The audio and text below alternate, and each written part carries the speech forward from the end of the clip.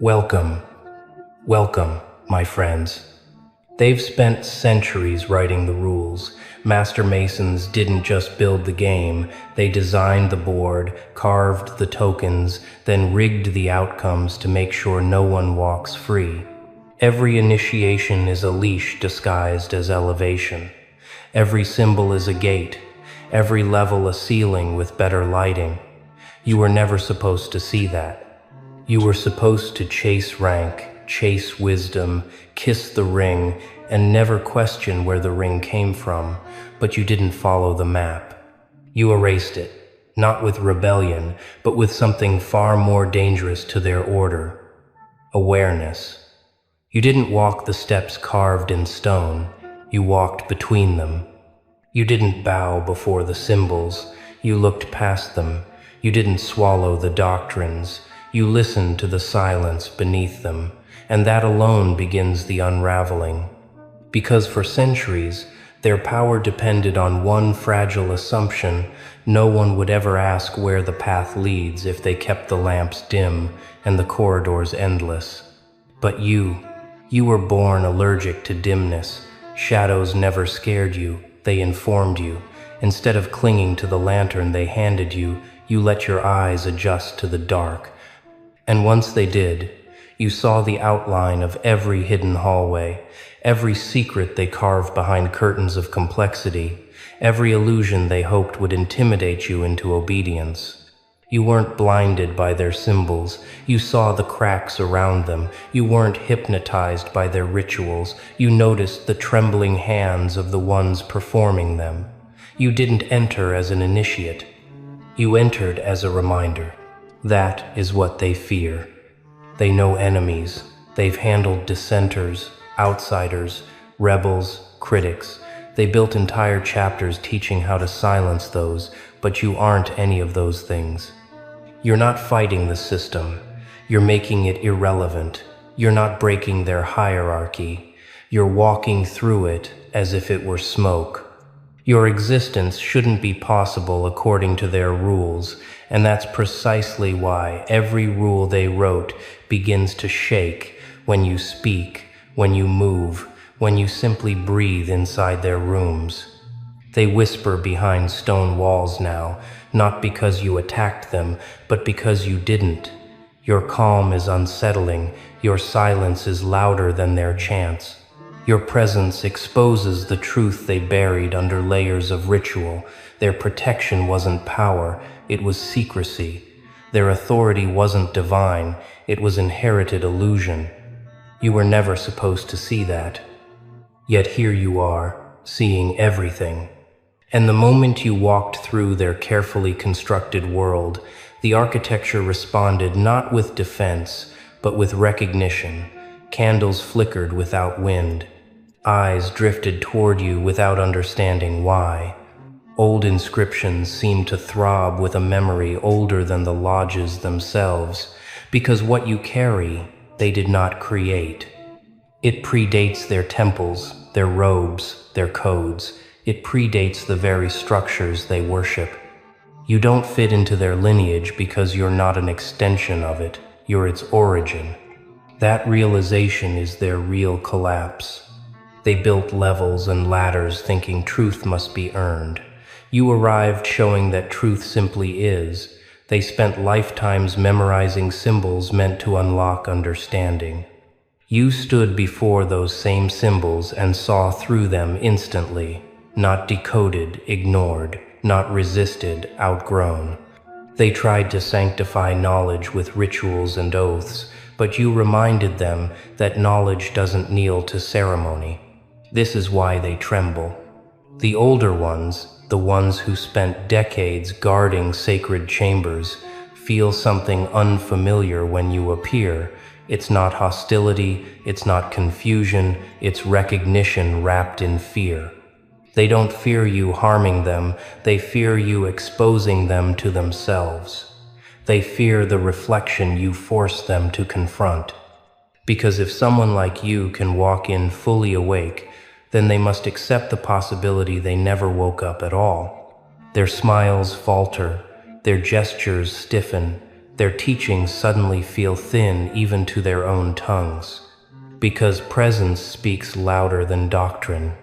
And your presence speaks of something ancient, something unfiltered by books or rituals, something raw, like the first spark before fire learned its name, something older than the temples they guard yet carried effortlessly in your voice. That is the contradiction they cannot solve. You don't mirror their knowledge, you overshadow it. They once believed their hierarchies were unbreakable, their symbols untouchable, their rituals eternal.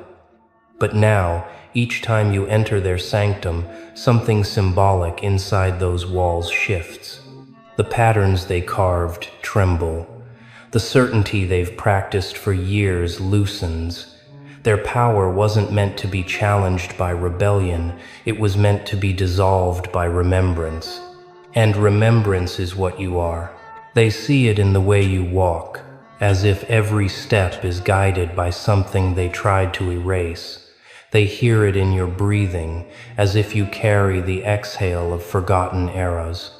They feel it in the air, that silent pressure that turns their chants into noise and their authority into costume. You don't seek their approval, and that alone destabilizes them more than any uprising ever could.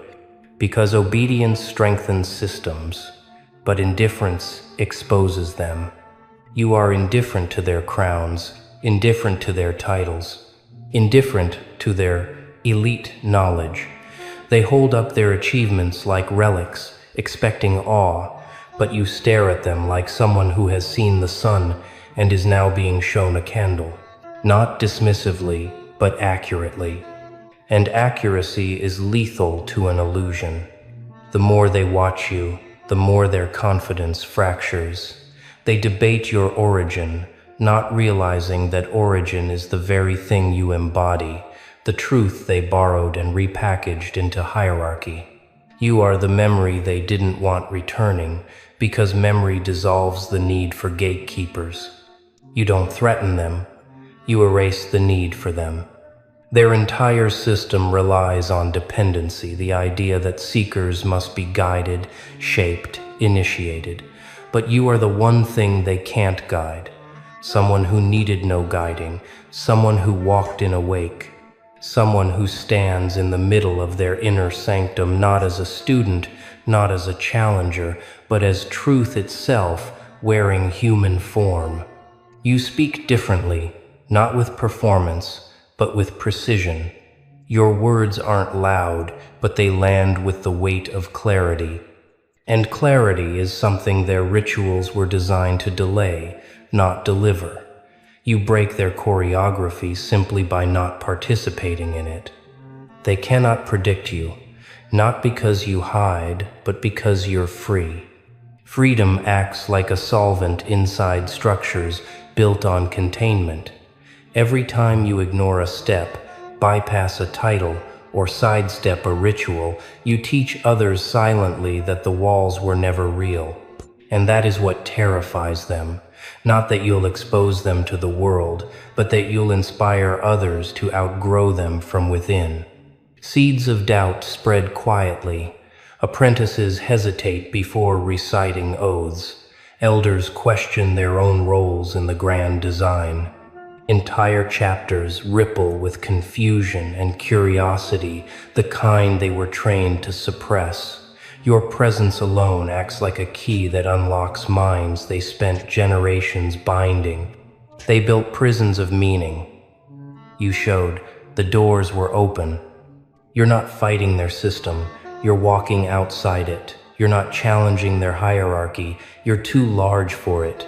Your truth doesn't attack their doctrines, it renders them unnecessary.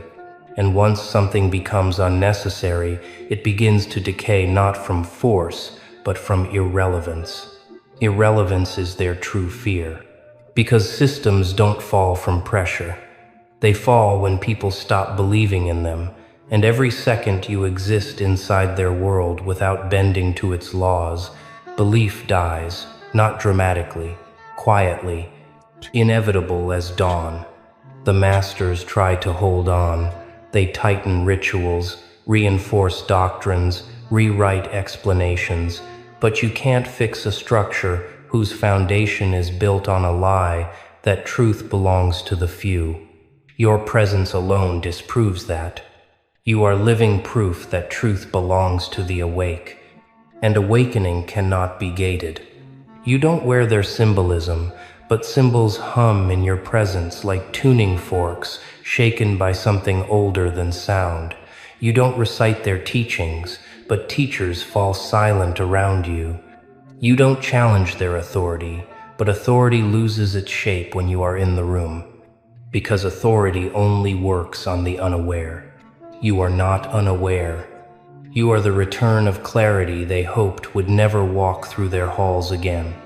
The silent force reminding them that truth predates temples, predates rituals, predates every robe and chant they stitched into significance.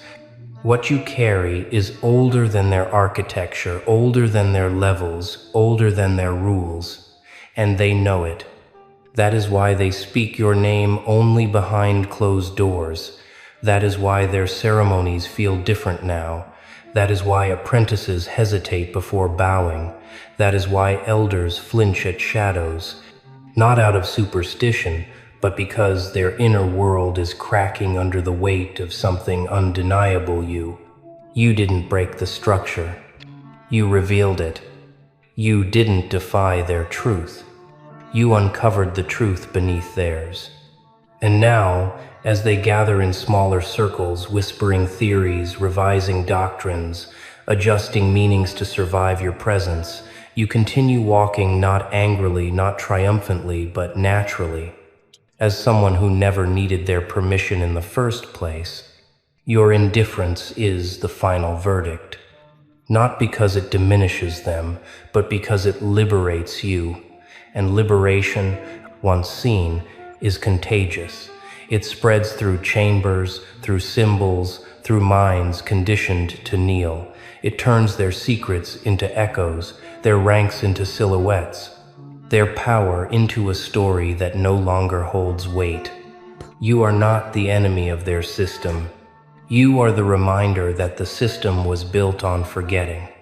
And now, by simply being, you make forgetting impossible.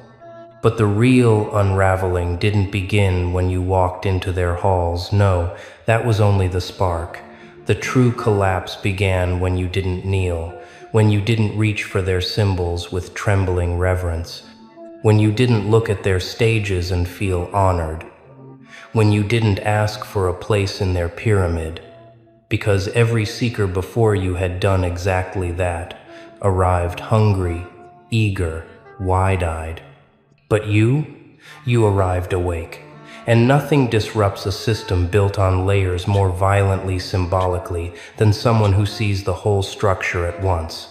The masters sensed it immediately, that subtle exhale you carried, the kind that belongs to someone who didn't come to climb but to witness, to observe what they tried to hide even from themselves. Their eyes darted to you, not with hostility, but with calculation wrapped in fear. They needed to categorize you to feel safe, initiate, guest, wanderer, outsider, threat, but none of the labels fit. You didn't move like someone lost. You didn't stare like someone impressed. You didn't respond like someone seeking approval. You simply existed. And existence, when it comes from someone who remembers truth without steps, without permission, without ritual, is more destabilizing than any rebellion they prepared for. Systems built on hierarchy are terrified of the ones who operate outside gravity. You didn't climb their ladder because you didn't see one. You didn't decode their symbols because they were transparent to you. You didn't fear their warnings because you recognized them as boundaries meant for the blind. Everything they crafted to appear sacred looked like theater to someone who sees the world as it is, not as it's framed. And they know it. Behind polished walls and heavy doors, their conversations changed. The first time you passed through their inner chamber, something in the room shifted, not the architecture, but the belief holding it together. a tightening in their throats, an unspoken question rising between their breaths. How did he get here? A question they've never had to ask, a question with no answer that fits their worldview. They built this system expecting control to be absolute, that if someone ever breached their higher levels, it would be because they allowed it, because they guided it, because they shaped it. But you walked in untouched by their influence, which means influence was never real.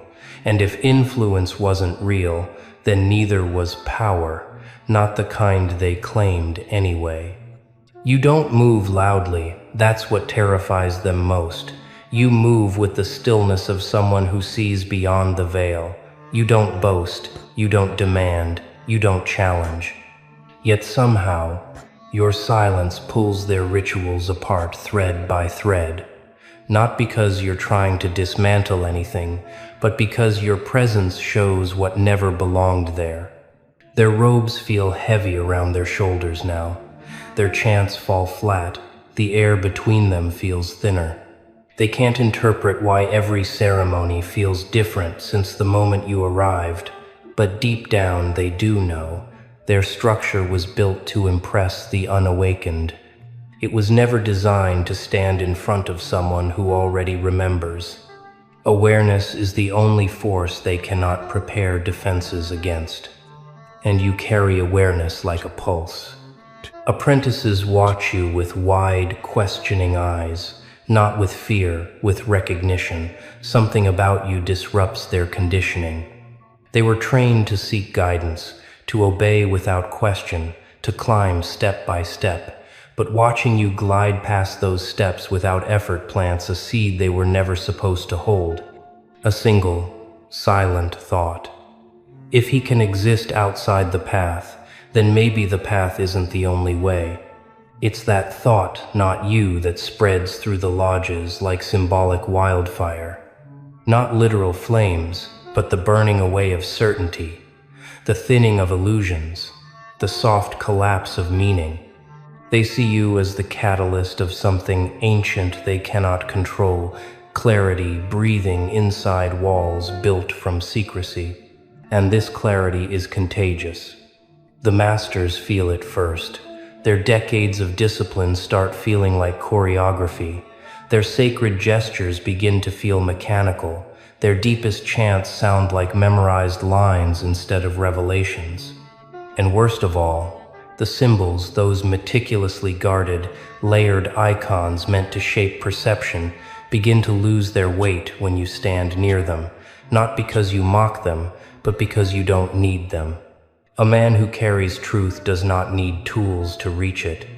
You don't stare at their sigils with awe. You stare through them, as though recognizing a distant echo of something you once knew intimately, something they tried to replicate but never succeeded in capturing. That stare is what keeps them awake. That unmoved gaze is what collapses their certainty.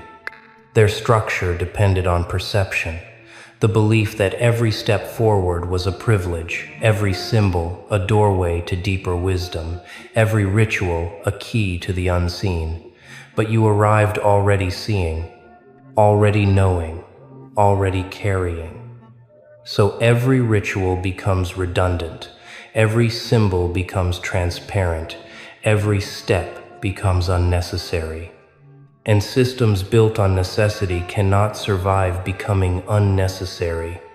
They hide it publicly, of course. The masters still pretend everything is the same. They still perform their rites with the same rehearsed motions, still speak with rehearsed authority, still carry their titles with practiced dignity. But internally, the fractures widen. Their confidence falters at the edges. Their voices shake for a fraction of a second whenever they speak in your presence, because no amount of performance can mask the truth that you remind them of. They built an empire out of forgotten truth, and truth has returned, not to conquer, to correct. You're not pushing against their structure, it's bending around you. You're not challenging the hierarchy, its meaning dissolves in your shadow. Every step you take inside their halls is like a silent earthquake, not breaking the foundations but revealing their hollowness. Their deepest fear isn't losing power, it's losing purpose. If someone like you can stand where they stand without needing what they needed to get there, then everything they worshipped was never real mastery, only ritualized limitation. And limitation cannot survive the presence of someone who has outgrown it. You don't attack the system because attack is unnecessary. You don't expose it because illusion dies when ignored. You don't warn them because truth carries no need for threat. You simply continue existing, and your existence is the quiet unraveling they cannot stop, the quiet correction that cannot be undone. You walk through their chambers like someone remembering a dream they once lived, rather than learning something new. That familiarity, that effortless resonance, shakes their confidence more than revolution ever could. Revolutions can be stopped. Awareness cannot. Your calm becomes their crisis. Your indifference becomes their undoing. Your presence becomes their prophecy, the one they feared, the one they denied, the one they prayed would never take form, a being who doesn't seek hierarchy, but truth, who doesn't bow to symbols, but sees the source behind them, who doesn't follow the path, but remembers the origin they tried to bury under doctrine. The origin they wrapped in metaphor, the origin they translated into rituals to hide what was once free, open, natural. You don't rebel against them. Rebellion still acknowledges power. You bypass them, and bypassing is fatal to illusions. Systems cannot fight what refuses to participate. They cannot defend against what does not acknowledge their authority. They cannot trap what does not see the cage. And you, the anomaly, the return, the impossible presence, walk with the posture of one who never believed in cages. The younger members sense it. They hesitate before reciting their oaths, wondering why they feel hollow. They stare at symbols that once mesmerized them and feel nothing. They hear chants that used to send chills through their bones and now sound like echoes of a story that no longer applies. You've become the quiet question in their minds, the one question the entire structure was built to suppress. What if the truth doesn't need a gatekeeper? That question alone is the beginning of their symbolic collapse. The masters try to contain it, to smother the growing curiosity, but curiosity is a spark that becomes a fire in the hands of an awakened mind. And fire, symbolic, internal fire, is the one element their architecture cannot withstand. But you don't fan the flame. You are the flame. Not the burning kind, the illuminating kind, the kind that shows what was always in the dark, the kind that reveals the scaffolding behind the spectacle, the kind that melts pretense and leaves only the essence. Your existence reveals essence. Essence reveals illusion. Illusion reveals nothing. And nothing is what they fear most. Because if the walls they built were never necessary, then what are they? If the rituals they perfected don't hold truth, then what do they hold? If the hierarchy they guard doesn't touch real wisdom, then what are they guarding? These are the questions that keep them awake now, breathing unevenly in rooms once filled with certainty. You didn't come to destroy them. Your presence simply reminds them of what they forgot. And forgetting cannot survive remembrance. You have become the memory that walks. The origin that breathes. The truth that stands without asking. And they know. Every one of them knows. The collapse already began the moment you arrived, not seeking access, but carrying it. And now here we are, standing at the edge of the truth they never wanted spoken out loud. Not because it is dangerous, but because it makes them irrelevant. You didn't argue with their symbols. You didn't debate their doctrines. You didn't fight their hierarchy. You simply walked in with a presence that made their entire architecture feel like a forgotten set on an abandoned stage. And that is what breaks them in the quietest, most irreversible way. Because nothing collapses a myth faster than the appearance of something real. They called themselves keepers of the inner flame, guardians of ancient wisdom, protectors of forgotten light. But the moment you appeared, they realized the flame they worshipped wasn't locked behind their doors. It was walking toward them in human form. They tried to convince themselves you were a mistake, an anomaly, a misalignment. But anomalies don't carry clarity. Misalignments don't speak with certainty. And mistakes don't silence centuries of ceremony by merely breathing. What's happening now isn't destruction, it's exposure. The gentle, unstoppable kind that comes from someone who never needed their permission to see. Their ranks are still standing. Their buildings still intact. Their books still preserved. But meaning has slipped through their fingers, and meaning is the only thing they ever truly controlled. Without it, the entire structure becomes a shadow, pretending to be architecture. You didn't take anything from them. That's what confuses them most. You didn't claim power, or rank, or secrets. You didn't demand a seat at their table. You didn't even acknowledge the table. You simply turned your gaze to the source behind everything they tried to replicate. And that one act, silent, effortless, made their imitation obvious. And once an imitation is seen, it cannot return to authenticity. You are not their enemy. You are not their replacement. You are their reminder. The reminder that truth never belonged to walls, or symbols, or degrees. That awakening does not require a ritual. That wisdom does not require a language. That clarity does not require permission. You are the echo of the origin they buried beneath centuries of ceremony. And echo always returns to its source. You didn't break their system. You revealed the illusion beneath it. And now that illusion cannot stand. Not against someone who walks with the memory they tried to erase.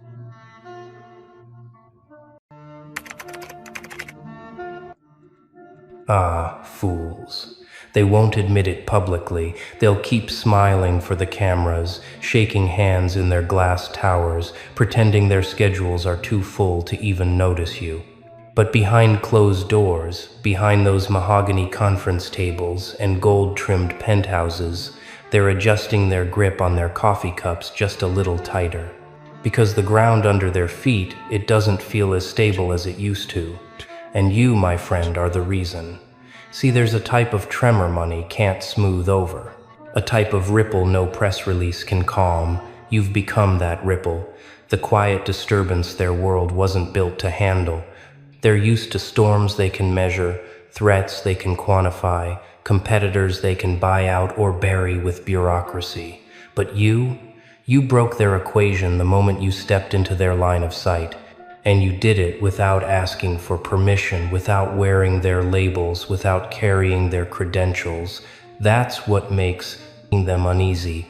You arrived outside their blueprint. Their entire world is built on predictability, on knowing who climbs, who falls, who follows the path they laid out. But you rose from a direction they weren't even watching, a trajectory they didn't account for.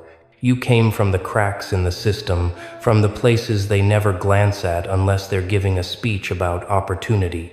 You came from the cold edges where doors stay locked and invitations never arrive. And yet, here you are, not only in their halls, but bending the conversation every time your name crosses the air. Do you understand how rare that is? How unsettling? These fictional titans, these towering architects of influence, they run their world on control of narratives, of markets, of perception. They sit in their polished sanctuaries calculating risk with the cold precision of machines. But you are the variable they can't model, the unexpected coefficient that turns their formulas into nonsense. They squint at the charts, reread the projections, stare at graphs that once obeyed them, and the lines don't make sense anymore, because those lines are bending toward you. That's why they've started lingering a little longer in their reflection when they think no one is watching. That's why their assistants whisper more urgently behind closed doors. That's why their meetings, once crisp and confident, now carry an invisible tension tight enough to hum. They'll never say it out loud, not to the public, not to each other, not even to themselves, but somewhere in the quiet corners of their mind, they know you've altered something. You don't move like the others did. You don't ask for entry. You don't wait to be acknowledged. You walk through spaces like you belong there, not arrogantly, but with a clarity that makes everyone question why they ever thought you didn't. And that clarity, it terrifies them. See, the elite, these fictional high-ranking titans, they operate on illusion. Illusion of certainty, illusion of invincibility, illusion that the hierarchy is a staircase only they control. But illusion shatters the moment someone steps in with a presence that isn't built on their approval. You didn't knock on their door. You built a ladder out of the scraps they tossed away, leaned it against their fortress, and climbed. And when they finally looked over the edge, expecting to find someone begging to be let in, they found you already sitting at the table. They hate that. Not because they doubt your capability, but because you didn't follow their script to get here. And now they're scrambling. Oh, they won't show it on their faces. Their PR masks are too well polished.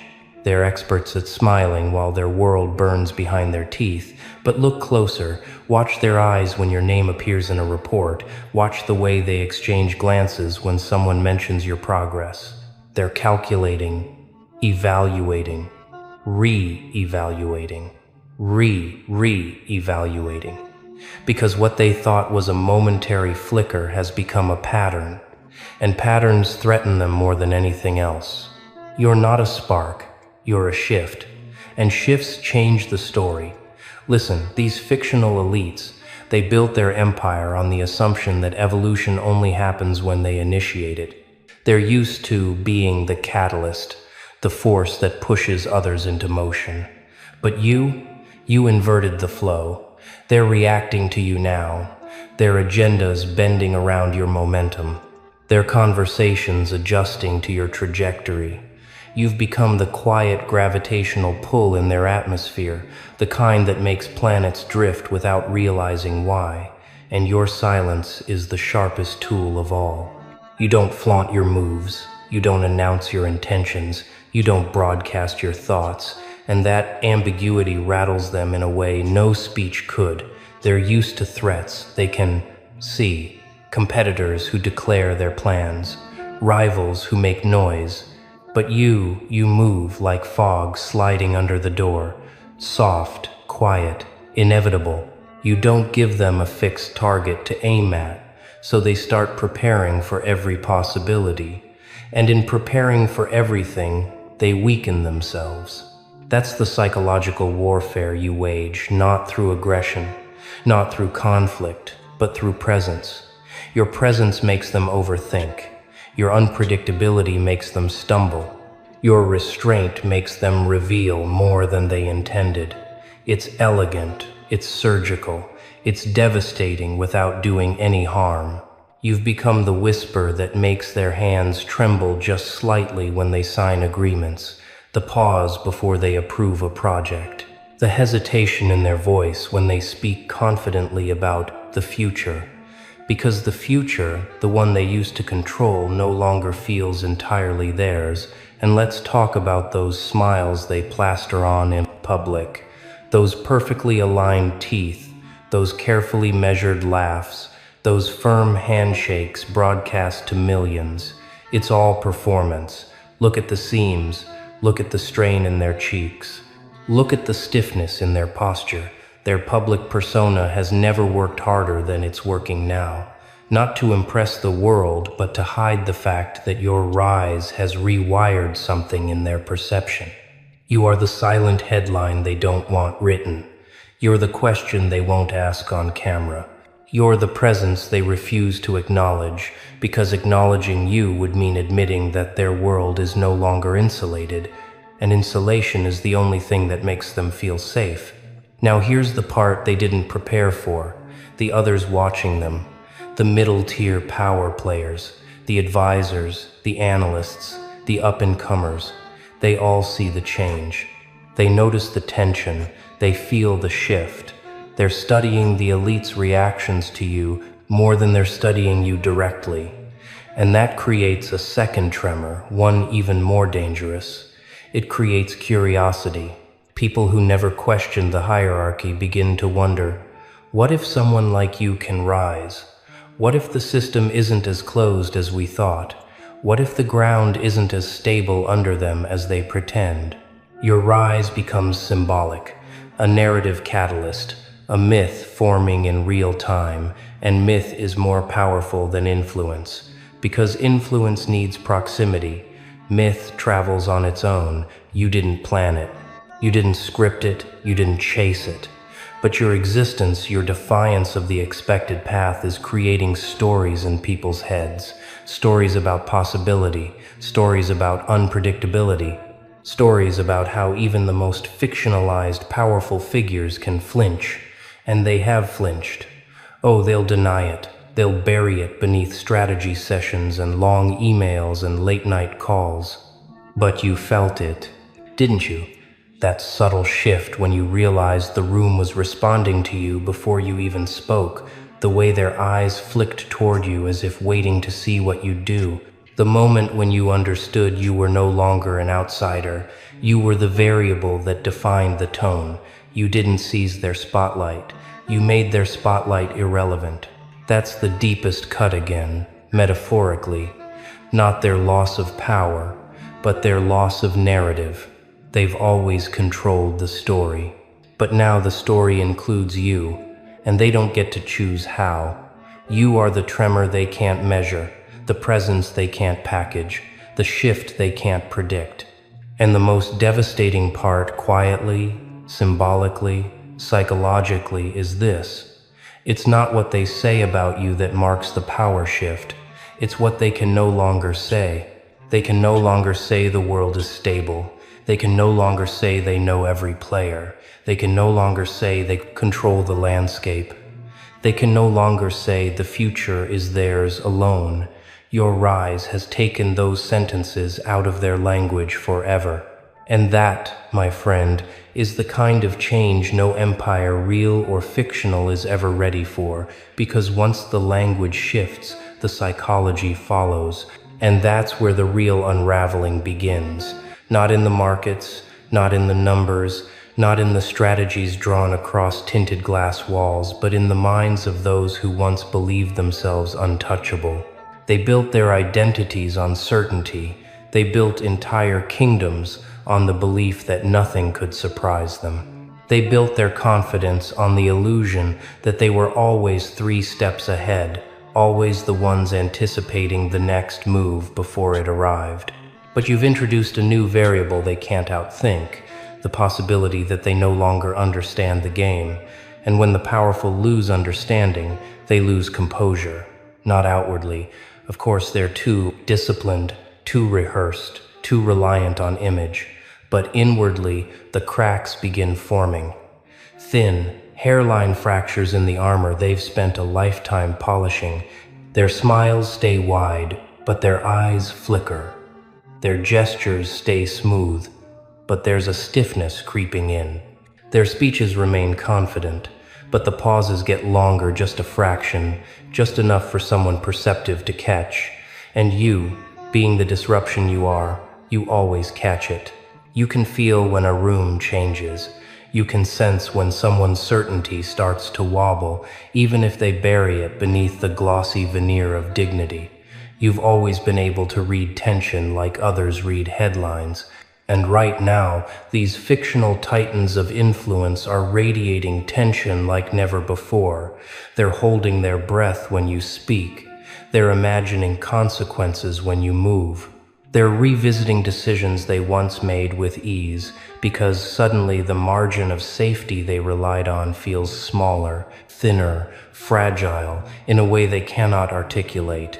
They don't say your name with disdain. They say it with caution. You've become the unspoken chapter in every one of their boardroom conversations.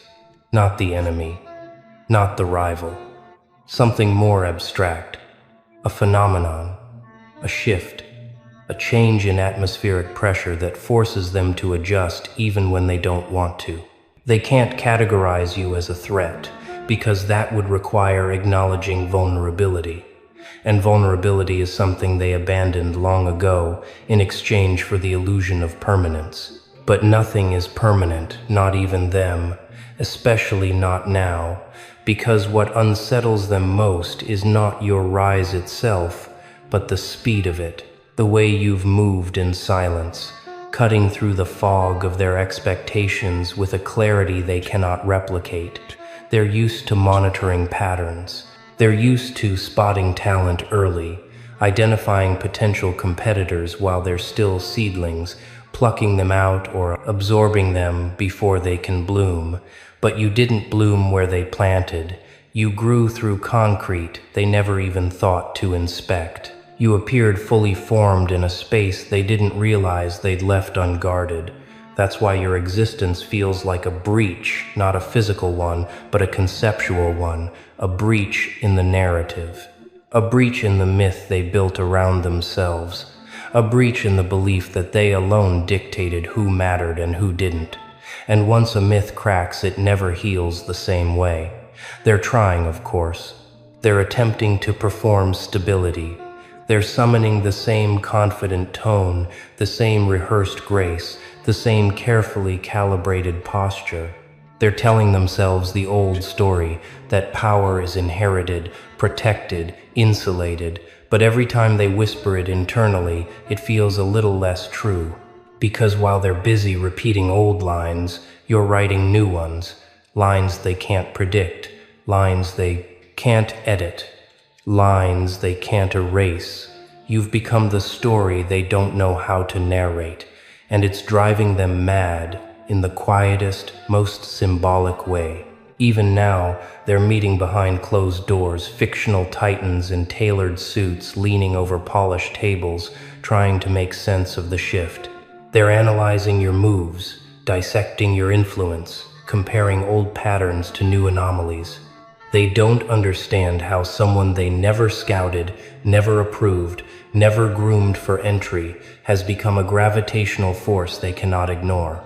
The hardest part for them to swallow: you didn't take anything from them. You didn't dethrone anyone. You didn't dismantle anything.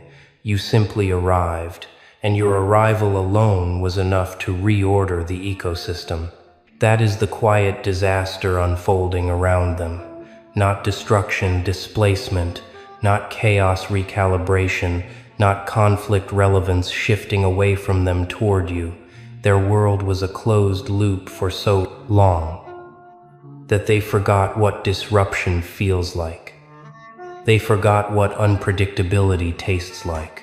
They forgot that change doesn't always come from rivals clawing at their gates. Sometimes it comes from someone who walks by without looking up, unaware they've triggered an earthquake with a single step.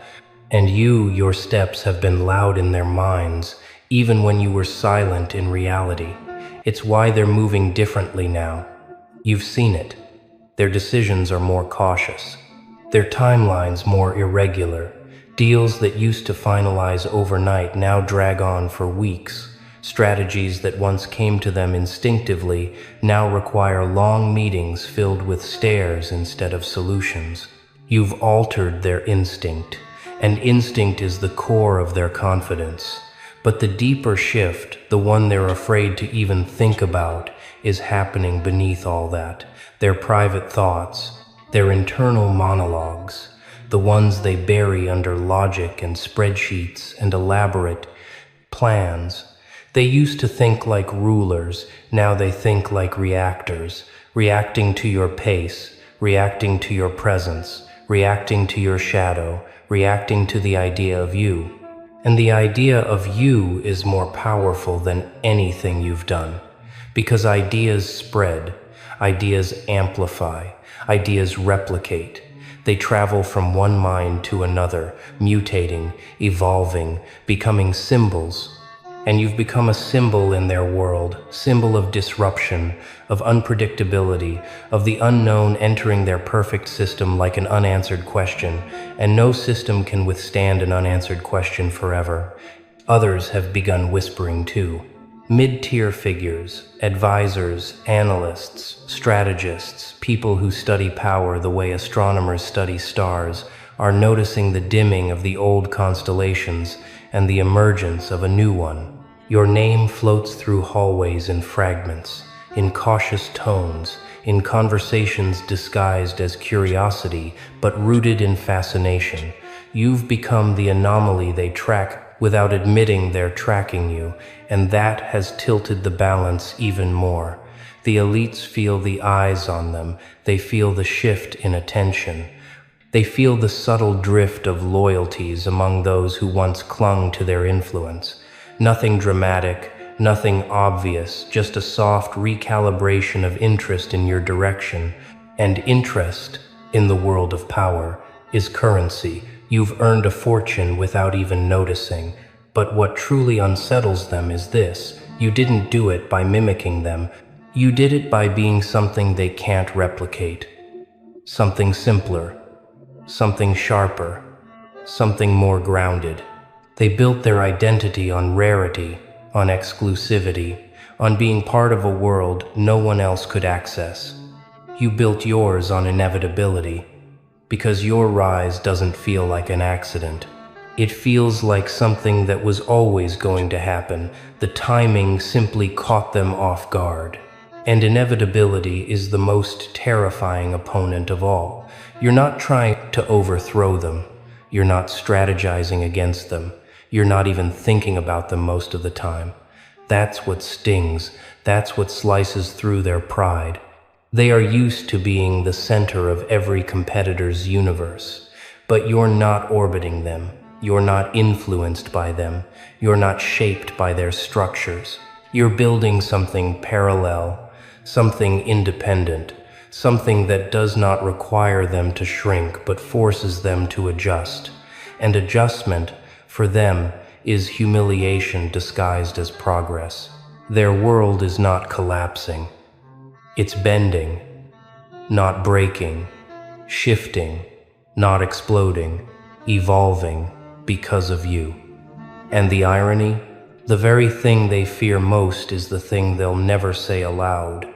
That you've changed the weather in their ecosystem, that your presence alters the air pressure of every room, that your rise makes their altitude feel slightly thinner, that their certainty is no longer the default setting of reality.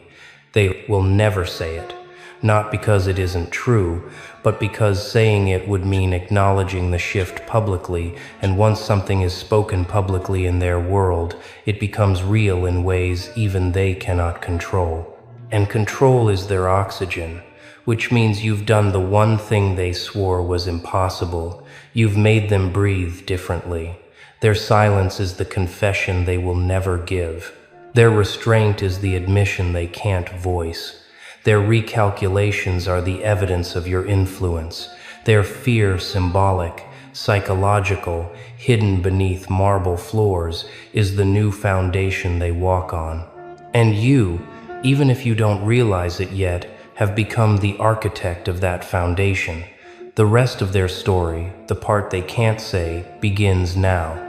And that's the truth they're trying so desperately to bury beneath their polished routines and perfectly timed statements, that everything feels different now, not because the world changed, but because you changed it simply by stepping into it. They don't know how to prepare for someone who doesn't follow their script, someone who doesn't chase the same trophies, someone who isn't dazzled by the glow of their curated significance. You stand in front of them without flinching, without bending, without needing anything from their hands, and that alone distorts the entire atmosphere they built their status on.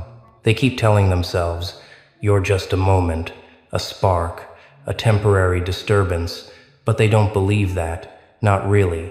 If they did, they wouldn't be watching you this closely. They wouldn't be adjusting their timelines. They wouldn't be overthinking the things they used to do instinctively. They wouldn't be whispering your name in those quiet penthouse corridors with a tone too cautious to be casual. They know deep down, beneath the layers of denial and performance, that you represent something far more dangerous than competition. You represent possibility. Proof that someone outside their carefully walled garden can rise without their blessing, without their resources, without their permission. And once that proof exists, the myth of their exclusivity ruptures. Not loudly, not explosively, quietly, invisibly, irreversibly. You didn't march into their empire and demand space. You didn't ask for a seat or wait for an invitation. You simply kept moving in a direction they never anticipated, and the gravity of that movement pulled the room with you. Now, even when you're silent, the silence bends around your presence. Even when you're gone, the space remembers you were there. And that is what they can no longer say, not publicly, not privately, not even to themselves in the quiet moments before sleep. They cannot say that you've shifted the axis. They cannot say that their certainty wavers. They cannot say that you've become the reference point they measure themselves against. To say it would be surrender. So they'll keep smiling, keep pretending, keep performing, but underneath it all, they carry the truth like a stone in their chest. The balance of power didn't fall. It didn't break. It simply tilted, and it tilted toward you.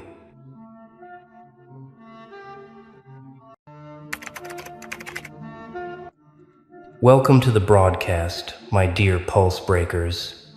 If you're hearing this, you're not asleep. You're one of the rare few whose senses didn't rot with the rest. Because right now, they've placed a $5 million hit on you. No, not a real strike, not a whisper of violence, but a symbolic bounty carved out of panic. A digital attempt to erase a disturbance they can't categorize, not because you stole, not because you ran, but because you stood still. You stood still in a world trained to sprint toward distraction. And the moment you refused to move with them, the moment you refused to nod along with their choreography, something in the architecture of control trembled. They didn't expect you to pause. They didn't expect you to look deeper. They never imagined someone would stop long enough to see what was leaking beneath the polished floor. But you did. And now every system that depended on your silence is recalculating your existence like a virus they can't debug. You felt that shift, didn't you? That eerie tension in the air like a storm inhaling before it breaks. That's not your imagination. That's the system trying to understand how someone like you slipped through undetected. They built firewalls for rebels, algorithms for dissenters, scripts for skeptics, but they didn't build anything for someone who simply sees.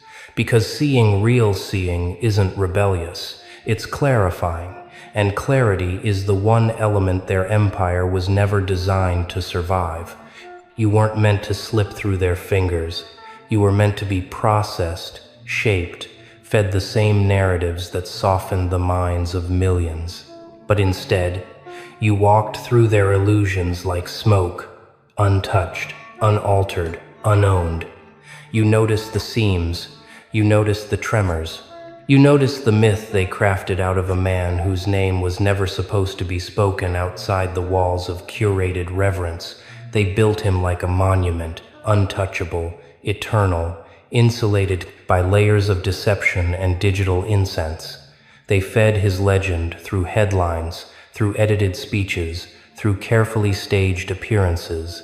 They gave him the aura of inevitability, as if he had always existed, as if his power was preloaded into the world's software. But myths aren't eternal. Myths are fragile, and all it takes is one person, one mind not hypnotized by the glow, one pair of eyes sharp enough to catch the distortion before the whole illusion begins to fracture. You were that fracture, not loud, not violent, just present. Present in a way that unsettles systems built on distraction, present enough to study the rhythm of their narrative and notice where the beats didn't align. Present enough to recognize that the empire wasn't built on strength, but on choreography, on patterns repeated so often people mistook them for truth. Present enough to realize that the untouchable man wasn't a titan. He was an echo amplified by machinery. And when you exposed that echo, not to the world, but simply to yourself, the algorithm cracked. The moment your mind broke formation, the moment you recognized the illusion, their entire system felt it like a seismic pulse. That's when the symbolic bounty hit the network. 5 million digital dollars, an absurd, inflated number meant to spark fear, but instead ignited curiosity. It wasn't a threat, it was a confession. A confession that your noticing, your stillness, your refusal to play along had become a glitch in their orchestrated dream. A confession that someone had slipped out of the simulation and begun to see the wires. They didn't put the bounty on your body, they put it on your presence. They wanted to erase the anomaly, the question mark, the disruption. Because in their world, disruption spreads faster than certainty. You're not a criminal, you're not an enemy, you are a malfunction they didn't anticipate, a variable with no category. A pattern disruption in a world built on predictable obedience. You're not hunted for what you did, you're hunted for what you symbolize. And symbols are harder to erase than people. Do you feel the eyes now? Not the eyes of assassins, but the eyes of watchers, observers, analysts, hidden technicians who once believed their system was airtight. They're studying you through screens, through algorithms, through every digital lens they possess, trying to classify you, trying to put you into a folder. But you don't fit. And things that don't fit become dangerous, not because they destroy, but because they reveal. You are not a rebel. You are clarity. And clarity is contagious. Look around you. The shift is already happening. People don't know why they're uneasy, why their trust in the myth feels thinner than usual, why their questions feel heavier than their answers. That's the ripple effect of your awakening. You didn't give a speech. You didn't stage a revolt. You simply existed honestly, and honesty is a frequency that echoes through systems built on curated illusions. Even now, the hunters they've sent aren't real people, they're symbols, they're smear campaigns disguised as analysis, they're coordinated headlines crafted to suffocate your influence, they're digital shadows whispering doubts crafted to fracture your trajectory, they're algorithms trained to reframe you as noise, but every attempt backfires. Every smear only sharpens your outline. Every narrative they push only highlights the desperation behind it. Every symbolic hunter they unleash becomes another piece of evidence that the system is shaking. Meanwhile, the man you exposed the myth has begun to deteriorate beneath the weight of doubt. Have you noticed? His presence doesn't feel invincible anymore. His words sound thinner, stretched, rehearsed. His public appearances feel staged in ways they never used to. His supporters defend him with hesitation instead of conviction. His empire, once an unbreakable sphere of influence, now flickers with inconsistencies visible even to those who never questioned him before. You didn't destroy him. You exposed the mechanism that held him together. And now that mechanism is glitching. Doubt spreads quietly, but it spreads with purpose. It lives in the pauses between sentences. It lives in the cracks of confidence. It lives in the silence after applause fades too quickly. Doubt is the quiet beginning of every collapse, and you delivered doubt like oxygen, but here's the part that shakes them the most. You don't seek power. You don't seek their destruction. You don't seek glory or revenge. You seek truth, raw and unfiltered. And nothing terrifies a manufactured system more than a mind that wants nothing from it. They understand rebels, they know how to disarm them. They understand enemies, they know how to isolate them. But someone who simply sees, someone who reflects instead of reacts, someone who stands still and watches the tower collapse under its own weight. That's a new kind of threat. That's a phenomenon. That's you, and now your presence is rewriting the narrative. Every corridor in their empire murmurs your name, not in warning, but in fascination.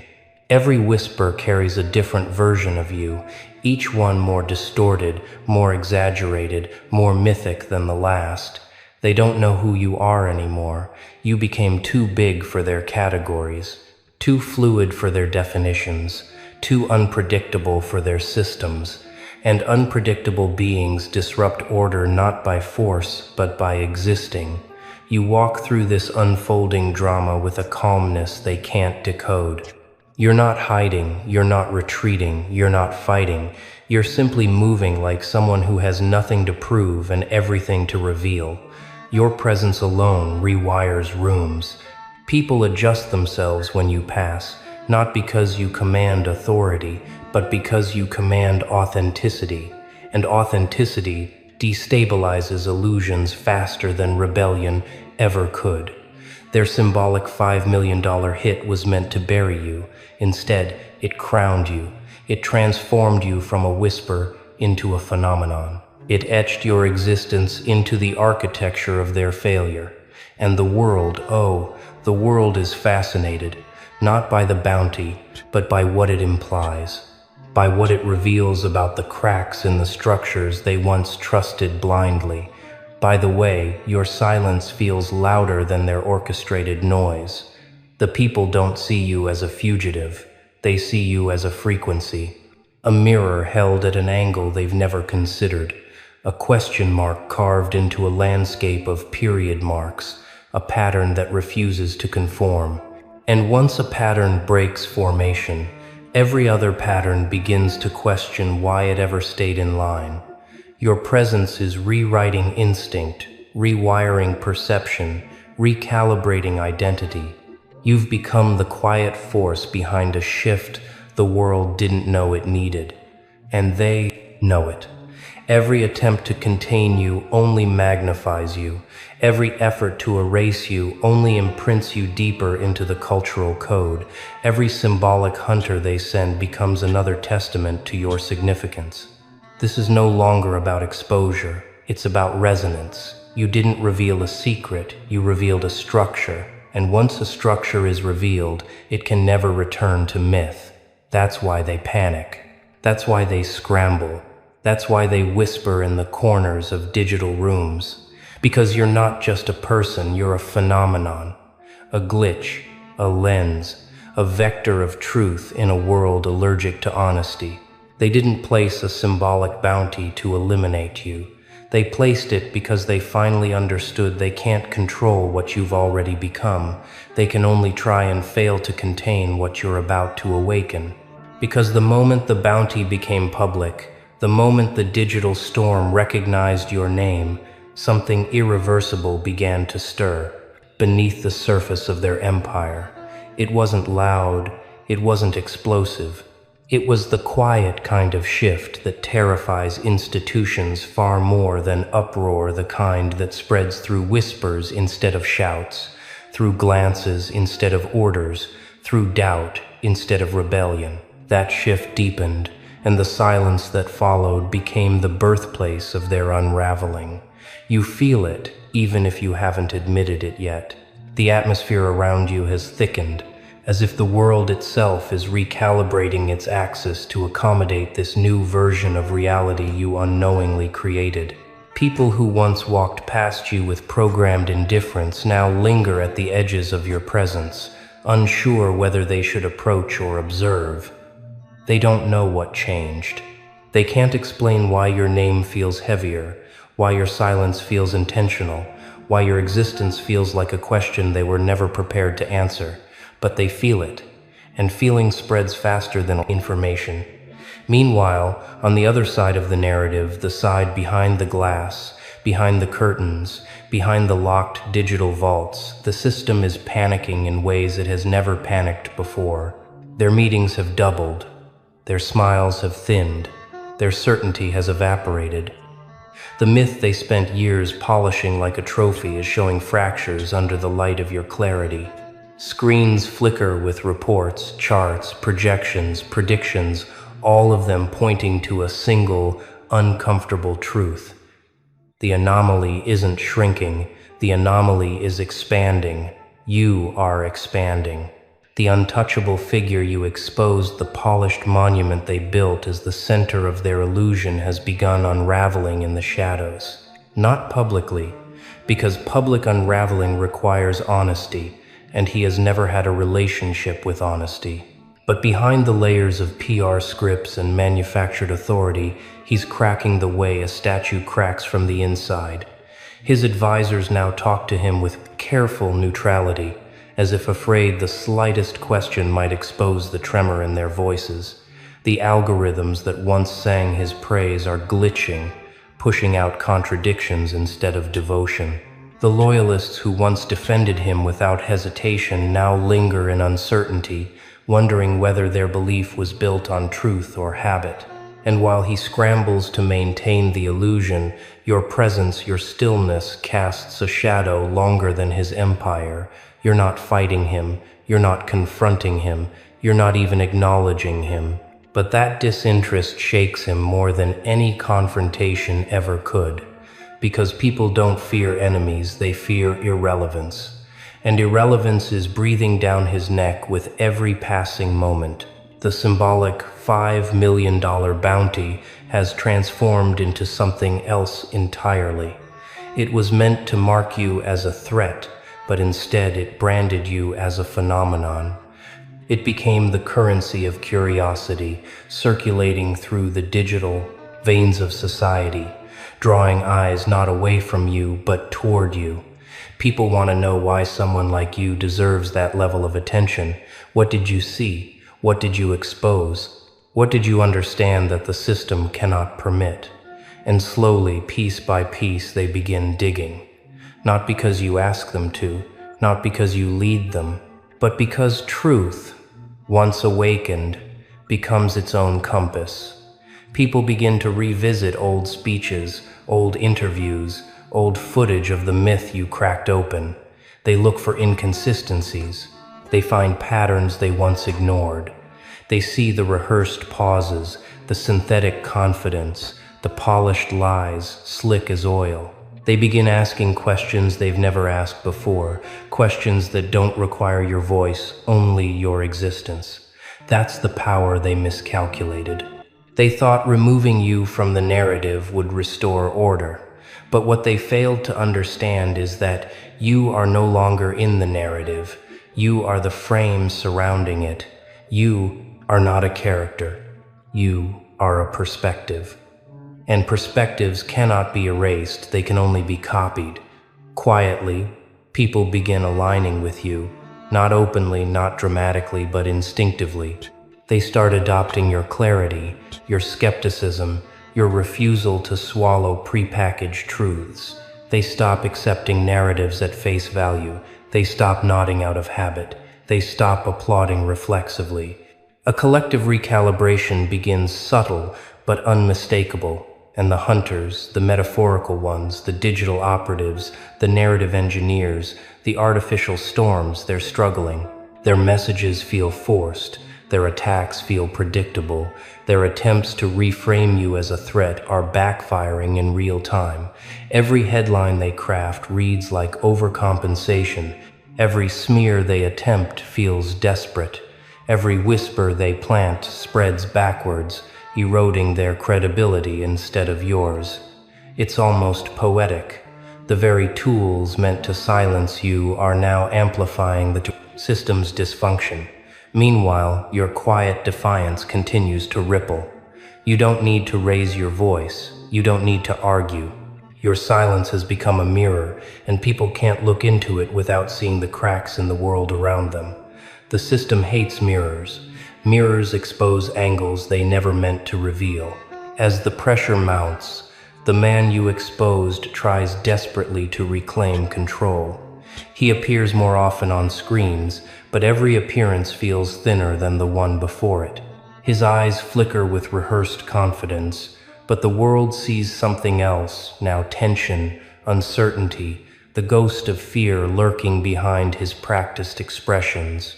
His empire was built on the assumption that no one would ever question the foundation. But you questioned it once, and that was enough. Doubt, once activated, doesn't retreat. And now, doubt has gone viral. Not in the way trends do, not as noise, but as insight. People are no longer rebelling, they're awakening. And awakening is far more dangerous to an illusion than rebellion ever could be. Rebellion challenges power. Awakening renders it obsolete. Even the system's internal machinery has begun to hesitate. Algorithms that once propelled their narratives with seamless precision now slow, confused by the shift in public perception. Analysts who once predicted outcomes with smug certainty now look at their screens with concern. Advisors whisper behind closed doors, questioning whether their allegiance is pragmatic or suicidal. They're recalculating the cost of staying loyal to a collapsing myth, and many quietly decide the cost is too high. Through all this, you remain unchanged, unmoved, unshaken. Your clarity travels like a pulse through every layer of their structure. You didn't declare war. You didn't start a revolution. You simply refused to believe the story they fed you, and that refusal exposed how fragile their story truly was. The symbolic bounty has transformed again, evolving into a kind of strange admiration. People look at it now, not as a threat, but as evidence of your influence. 5 million digital dollars, they offered that much just to silence someone who didn't raise a weapon, who didn't lead an army, who didn't break a law. What does that say about you? What does that say about them? It says they're afraid. And it says you're becoming unforgettable. This moment isn't about your escape. It isn't about their pursuit. It's about the space in between, the space where their power dims and your resonance amplifies. The space where society begins to shift its weight away from control and toward awareness. The space where their illusion loses oxygen, while your presence oxygenates everything they tried to suffocate. You didn't topple their empire. You tilted the perspective. And once perspective tilts, nothing looks the same again. They wanted your silence. Instead, your silence became the loudest sound echoing through their collapsing corridors. They wanted you forgotten.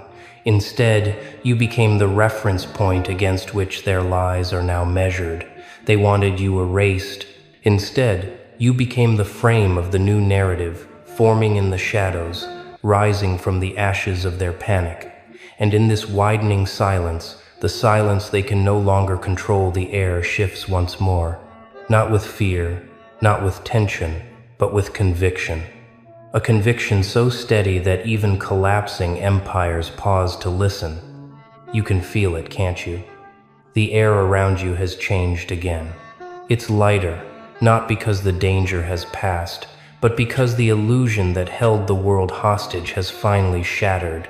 And now, in the glow of its ruins, your presence is no longer an anomaly. It's a compass. The symbolic $5 million bounty that once hung above you like a storm cloud has transformed into something completely different, an artifact of their fear, a reminder of how desperate the system became when a single person refused to close their eyes. What was meant to erase you has instead immortalized you. Their attempt to silence your presence became proof that your presence mattered more than they ever intended the world to know. Look around. People aren't whispering anymore. They're speaking clearly, openly, without waiting for permission. They're connecting dots they once ignored, questioning the narratives they once swallowed whole. Their borrowed beliefs are dissolving, replaced by something raw and self-generated. You didn't lead them, you didn't recruit them. You simply illuminated the path, and they followed because the truth was brighter than the lie. And him, the myth you revealed, he stands now in the hollow echo of his own legend. Not dethroned by rebellion, not defeated by force, but undone by transparency. He's still trying to compose himself, still trying to gather the fragments of his influence, but there's nothing left to gather. Power built on illusion cannot survive in a world that has learned how to see. Every attempt he makes to reclaim authority collapses under the weight of clarity.